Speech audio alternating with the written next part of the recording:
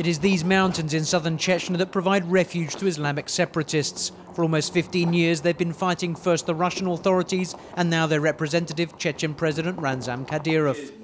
Shamil Musayev is head of the region and knows the local separatists and their leaders personally. They grew up together. He keeps a list of those rebels who refuse to lay down their arms.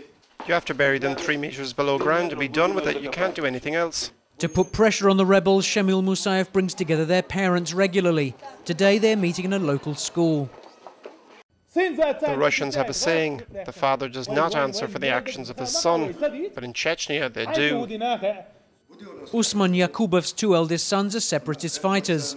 This is the village where he lives with his youngest children and their families. Several times each week he's threatened.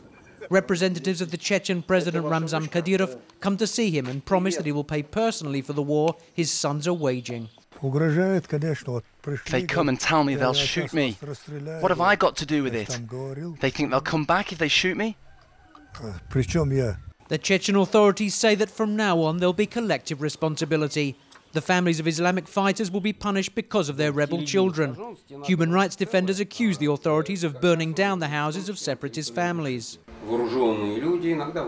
In general, it is masked and armed men who come. They evacuate the people from their homes and then set fire to the building. They wait until the whole house has gone up in flames before leaving quietly and without any threats. In Chechnya, there is no longer talk of an amnesty or trial for the rebels. Since the start of the spring and this suicide bombing outside police headquarters, the Chechen president has called for an all-out war. I wanted to convince them to return to civilian life. I lived with the hope that they would think things over and leave the forests. They all have parents. If they cannot convince them to return home, we will kill them all. Chechen special forces have been ordered to attack the rebel bases and to take no prisoners. Each week, images of bodies, supposedly the remains of rebel fighters, are shown on television. This is a war without an end. For each new death, a parent cries vengeance.